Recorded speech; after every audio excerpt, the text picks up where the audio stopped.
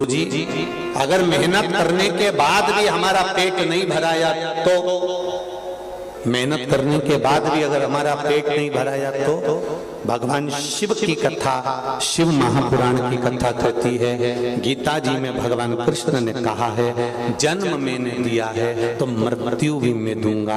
अगर तेरे जन्म से पहले माँ के स्तनों में दूध दिया है तो मरते तक भी तेरे प्राण छूटने पर भी अग्नि में दूंगा। क्यों चिंता करता है? चिंता क्यों करता है?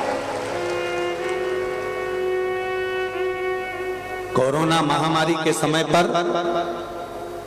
सब अपने अपने घर के अंदर बैठे हुए थे और वो हॉस्पिटल में काम करने वाले डॉक्टर भी अगर किसी मरीज को देख रहे थे तो पूरी सेफ्टी के साथ देख रहे थे। बोलो सही है कि गलत है? पर उन डॉक्टरों के हॉस्पिटल में डॉक्टर भी अपना काम कर रहे हैं, पर उनके साथ में जो छोटे छोटे लोग जो झाड़ू लगाने वाले हैं, पोछा लगाने वाले हैं, स्वीपर हैं, सफाई करने वाले हैं, जिनको भगवान श्री हरि ने अपना बनाकर रखा है, जिनको अपना बनाकर रखा है, ऐसे भगवान श्री हरि के जो स्वरूपवान हैं, ऐसे छोटे छोटे जिनको हम लोग नकार देते हैं, जिनको हम कह देते हैं हम ब्राह्मण, हम क्षत्रिय, हम वैश्य, ये शूद्र हैं, उस जगह पर अगर देखा जाए तो जो छोटे छोटे थे झाड़ू लगाने वाले, पोछा लगाने वाले, वो इतना नहीं डर रहे थे। घर का बेटा अंतिम संस्कार करने नहीं आया तो मेरा नारायण उनका रूप रख कर आया और वो अंतिम संस्कार कर कर गया। इसलिए उनको हरि के जन कहते हैं, जो परमात्मा का स्वरूप है। और आज के जमाने में हम उनको नकार देते हैं।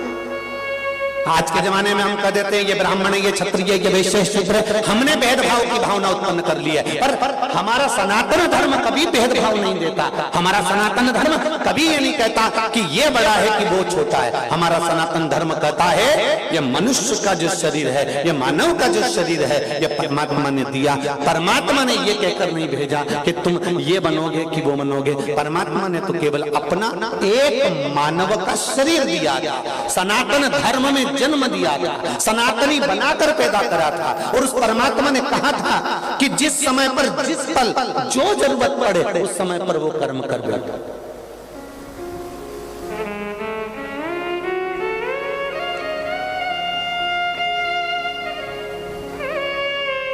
जैसे आपके और हमारे बीवी बच्चे हैं, क्या उनके बीवी बच्चे नहीं थे?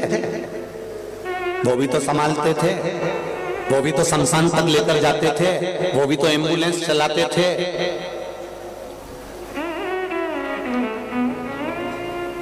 पूरा पुलिस वर्ग, पूरा प्रशासन कोरोना महामारी में आप सब अपने घर में थे और पूरे पुलिस कर्मचारी रोड पर 24 घंटे खड़े रहते थे। क्या उनका परिवार नहीं होता था?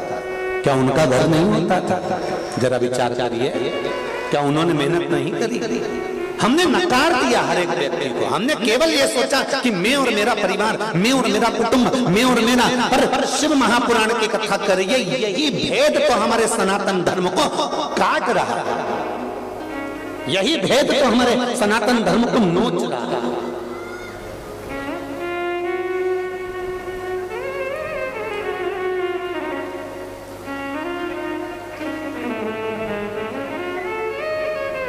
सबसे बड़ा सुख है हमारी एकता में, सबसे बड़ा आनंद है हमारी एकजुटता, हमारा संगठन,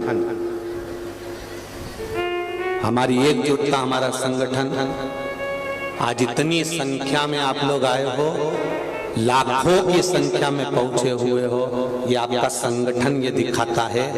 और एक बात और कहना चाहूंगा आज इस व्यासपीठ से, जब आप इतनी संख्या में आए हो तो रायपुर के कई लोग तो अपने घर से निकलना नहीं चाह रहे थे, तो भी आधी रात को आके 10 बजे के बाद अपनी पत्नी को गाड़ी पे लाकर देख रहे हैं आखिर ये हो क्या रहा है।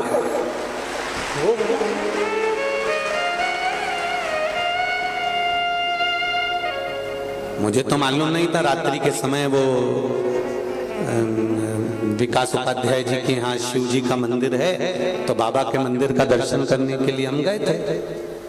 तो वहां से आते आते हमारा एक नियम है, 7 दिन की कथा में एक दिन हम जो लोग ठहरते हैं उनसे मिलने जाते हैं। अब 5 दिन की कथा में कल का ही दिन था। हमने बसंत जी से कहा जरा चलिए, और आए, मिले।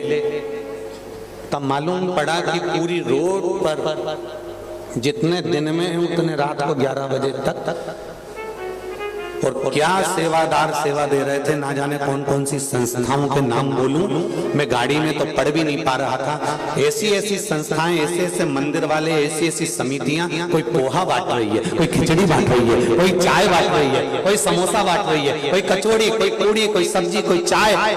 पूरी संस्था वो रोड से लेके यहाँ रोड तक सब दूर, और लोग इतने प्रेम से खा रहे हैं, इतने प्रेम से आनंद ले रहे हैं। शायद रायपुर के इतिहास में ये नजारा फिर नहीं देखने को मिल सकता, शायद